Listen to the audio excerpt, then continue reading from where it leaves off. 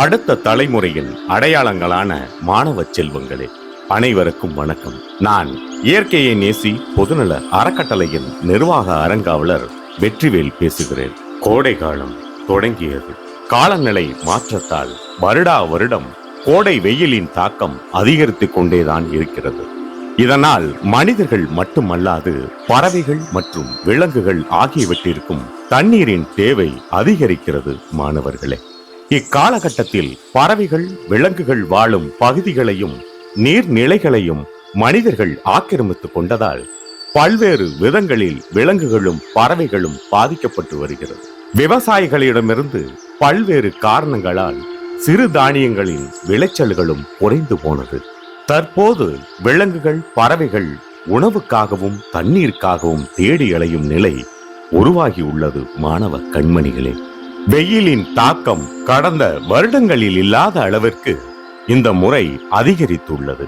அதிகப்படியான வெப்பத்தாலும் தண்ணீரின் தாகத்தாலும் சில நேரங்களில் பறவைகளின் உயிரிழப்பிற்கும் காரணமாகிறது. மனிதர்களால் கூட தாங்க முடியாத இந்த வெப்பத்தை சின்னஞ்சிறிய பறவைகள் எப்படி தாங்கும்?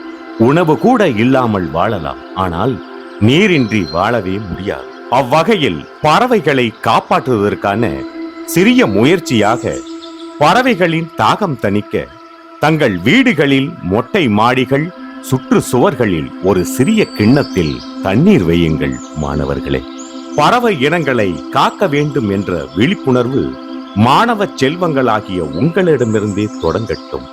இதன் மூலம் இயற்கையின் பல்லுயிர்கள் மீது பற்று வளரட்டும். பல கோடி மரங்கள் வளர விதைகளை விதைத்த இயற்கையை இன்றளவும் பேணி காக்கும் பறவைகளை காப்போம். பறவை இனங்களை பாதுகாப்போம். பறவைகளின் தாகம் தணிப்போம். பறவை இனங்களை பாதுகாக்க கரம் கோர்ப்போம். அடுத்த தலைமுறையின் அடையாளங்களே, இயற்கையை நேசிப்போம். இளைஞர்களே, இந்த ஆடியோவை மற்ற இளைஞர்கள் கேட்க பரவச் செய்யுங்கள். பறவை இனங்களை காக்க இளைஞர்களே ஒன்று கூடுங்கள். நன்றி, வணக்கம்.